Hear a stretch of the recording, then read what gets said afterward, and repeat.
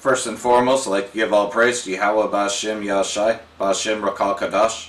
Double honors to the elders of the apostles of the great millstone who are teaching this truth in sincerity. The shout to Yakim that's going out in the four quarters of the earth proclaiming this truth. Risking your lives to do so. And, well, what are we doing this for? Bottom line, what are we doing this for? Well, I can't think of any better passage than the one given here in John chapter 21 verse 15, so I'm just going to read it for what it is and then just build upon that. So when they had dined, Yahushua said unto Simon Peter, Simon, son of Jonas, lovest thou me more than thee? He said unto him, Yea, Lord, thou knowest that I love thee. He said unto him, Feed my sheep. He said to him again the second time, Simon, son of Jonas, lovest thou me? He said unto him, Yea, Lord, thou knowest that I love thee. He said unto him, Feed my sheep. He saith unto him the third time, Simon, son of Jonas, lovest thou me? Peter was grieved because he said unto him the third time, Lovest thou me? And he said unto him, Lord, thou knowest all things. Thou knowest that I love thee. Yahushua said unto him, Feed my sheep. Very verily I say unto thee, when thou wast young, thou girded thyself and walkest whither thou wouldest. But when thou shalt be old, thou shalt stretch forth thy hands, and another shall gird thee, and carry thee whither thou wouldest not. This spake he, signifying by what death he should glorify Yahweh. And when he had spoken this, he saith unto him, Follow me.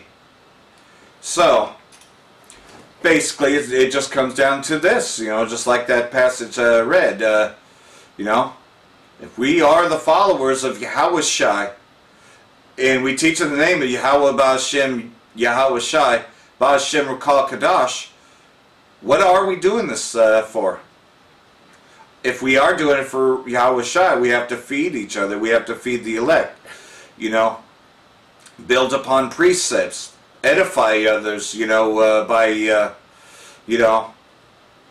doing the work. Pretty much. If you're not doing the work, then you really don't care about Yahushua, nor do you care about his sheep, and you'd be better off, pretty much, as another channel put it, Yahushua is coming back channel put it, unsubscribing.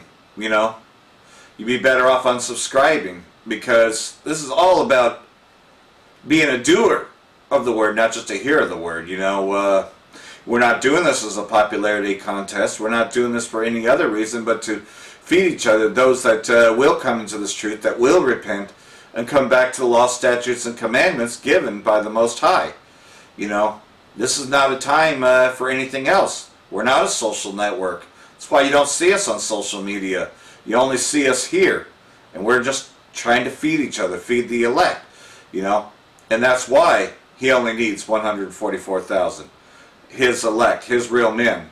They're willing to go at any ends, We can make excuses all we want to, but, say you are in a dilemma like I am, The dilemma is that I know where the nearest camp is, but I don't have the funds, the gas money to get there. By the time I get my check of $863, my rent is $700. The insurance on the car is another $110. So that's already $810 accounted for. I have other bills. It's $100 round trip for me to get back and forth to San Francisco. But what can I do in the meantime until I can fix this dilemma, Go out there and teach. Feed the flock, Even though I'm in a small community and I'm the only one doing it. Oh, I'm not really the only one in the essence of there is this internet. That is what I'm doing, feeding the elect. Are we able to build upon each other? Are we able to lift each other up? Are we able to use the resources that we have, this internet, to proclaim this truth? So, you know, that's a question we should all be asking ourselves. Are we using this resource, this time now, to edify each other, to build upon precepts, to build this kingdom up? You know? Do we inspire each other? Is what I'm doing inspiration to others to want to keep going? That's what we're trying to do, is to encourage each other to keep going. Not to let the things of this life get us down, you know, just because we're broke. Because I think that we're all pretty much in dire straits in the essence that we just have barely enough to survive. You know, but we're rich as far as the kingdom goes because, you know, we're willing to endure this thing to the end. You know, does it wax cold? Does it, are we falling into the categories of being lukewarm? You know, these are the questions that we should ask ourselves. Now, other things that are going on, this being a year of prophecy, 2018, well, Trump's already out there, and it's on RT, that he's going to pull out of the Iran nuclear deal. Meaning that they're going to freeze all their assets again, and pretty much going to restructure, going to rewrite a new deal. Which basically, you know, that you ain't going to get a better deal than the one that was already made. You know. So, that's going to lead to World War III. You got the Israeli state, Amalek, saying that they're going to assassinate, going to kill Bashar al-Assad if he does not stop supporting Iran. You know, Hezbollah. Well, Hezbollah was invited by the Syrian government to fight the terrorists sent by the Israeli state, because ISIS always stood for Israeli Secret Intelligence Services. And so they have every right to ask for whoever wants to help. Now, Hezbollah was there even before Russia came. But now, be guard unto them, Magog, is also the protection there. So, Israeli state says that they're going to take out Assad. You know, they also are looking for regime change in Iraq because they're also friendly towards Iran. And also because of Kirkuk. You know, Kirkuk is the YPG area, which are the terrorists, because that's where the safe haven has always been for the terrorist groups, is through the YPG controlled area, which is run by the United States and its allies, aka Babylon the Great. So you got all that going there. So you got all these armies, our enemies, fighting the Valley of Yehoshaphat. And they're about to make their moves against Tehran, especially with this nuclear deal. So we're watching prophecies unveil, you know. And of course we're telling everyone the RFID implant is the mark of the beast. And they're pushing towards that. They're pushing this mark now more than ever. You know, and eventually will be mandatory. People are being rounded up into FEMA camps. They start with the homeless. And then those, you know, that are incarcerated for life, obviously, they're moving them to FEMA camps because nobody's going to care about them, you know. Because they look at them as prisoners anyways, you know. So they're already in the FEMA camps. You know that the prison system is already chipping people, you know. Because how are they going to be able to resist that? They're already in prison, you know. So it starts out there, the poor and the already in prison. But eventually the government's going to start seizing houses. They're all going to be holding places before they ship them off to FEMA camps. You know, if you're in a place like Reading and all that, the houses are going to be seized upon. And then they're going to be putting them on the trains, moving them to the bigger FEMA camps. That's why the Walmarts were shut down during Operation Jade Helm. Which means Army After Next, you know, if I can, I'll try to forward the videos, because there was another Jake, who doesn't know he's a Jake, but he is a Jake, who had done videos breaking down what Jade Helm was. He had served in the military, and he put up those videos. His channel, I believe, is All Lives Matter. But he put up the videos letting you know what Jade Helm really stood for. That meant Army After Next. And he lets you know that the Israeli state has most of the nuclear weapons that constantly the United States is shipping nuclear weapons into Israel, that Israel, which is Amalek, has the nuclear weapons. So we know all this is going on.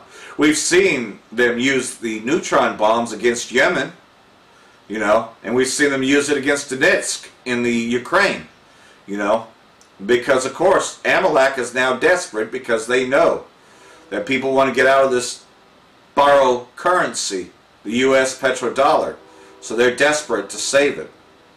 That's what's going on here in this year of prophecy. Over the weekend, of course, Hawaii, you know, the volcanic activity, as well as in France, you know, and our camp is still strong in Hawaii, you know.